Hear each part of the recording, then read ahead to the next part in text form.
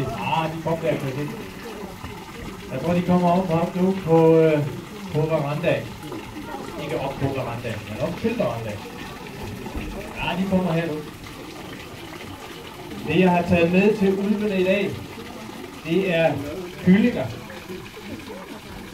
De her kyllinger, dem kalder man for daggamle kyllinger, fordi de kun er 1 dag gamle.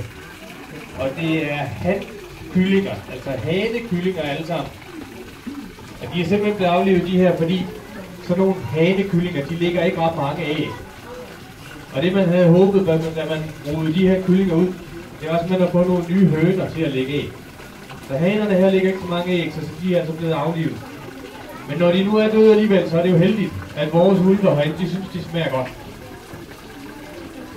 Vores ulve, de kan altså ikke leve udelukkende af sådan nogle små kyllinger som de her. Der er altså ikke sådan helt energi og vitaminer og sådan noget nok i de her små kyllinger. Så de skal have noget andet at spise også. Og lige i dag må jeg indrømme, at jeg faktisk ikke helt ved, hvad de har fået, men oftest får de et ben fra en hest, for eksempel. Så de får altså noget mere reel mad, også end bare de her, de her små kyllinger. De ulve, vi har her i Givsbo Zoo, det er kanadiske ulve. Og den kanadiske ulv er sådan set en grå ulv.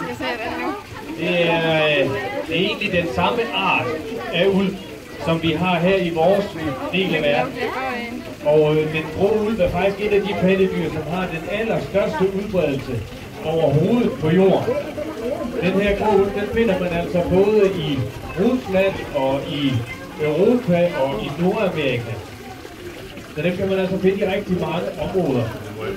Når nu udbredelsesområdet er så stort, som det er, så ser ulvene heller ikke helt ens ud alle steder. Selvom det er grå ulve alle sammen, det er den samme art, så kan de altså godt se lidt forskellige ud.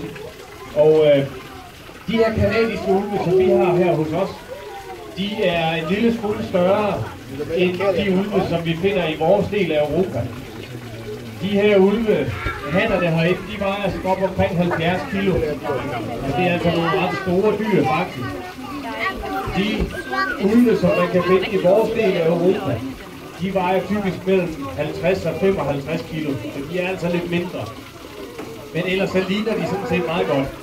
En anden forskel på det er farven. De her ulve, de er helt sorte, når de bliver født. Altså de kanadiske ulve, som er dem, vi har her hos os. Hvis man ser ulvevalpe i vores del af Europa, så vil de typisk være brungrå i farven. De vil altså ikke være helt sorte, ligesom de her. Så det er altså endnu en forskel på den kanadiske ulv her, og så på den almindelige grå ulv.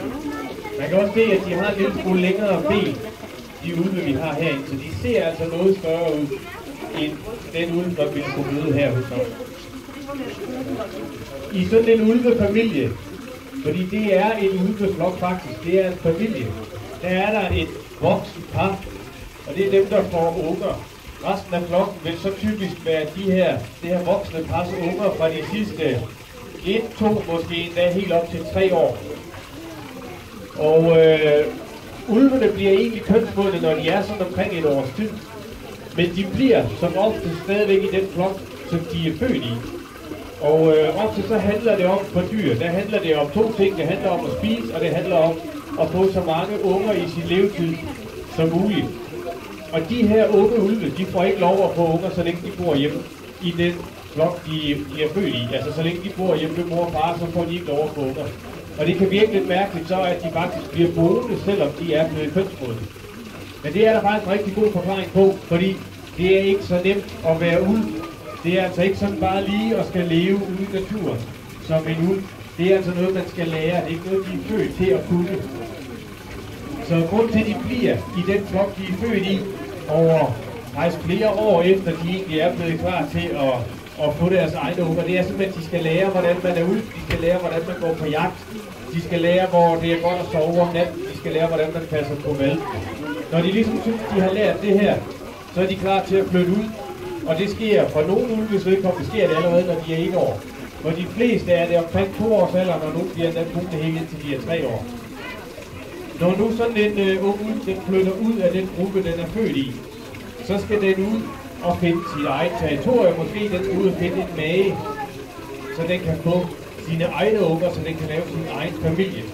Og hvis det nu er i et område, som vi bor i her hos os, hvor der ikke er meget, meget tæt befolket med ulve, så er det ikke så svært at finde et territorium, hvor der ikke i forvejen bor ulve. Der er altså store områder stadigvæk i Europa og i Danmark, hvor der ikke bor ulve i forvejen. Så der kan de godt komme ud og finde et nyt territorium, og de finder så forhåbentlig også en mage, de kan bo der sammen med.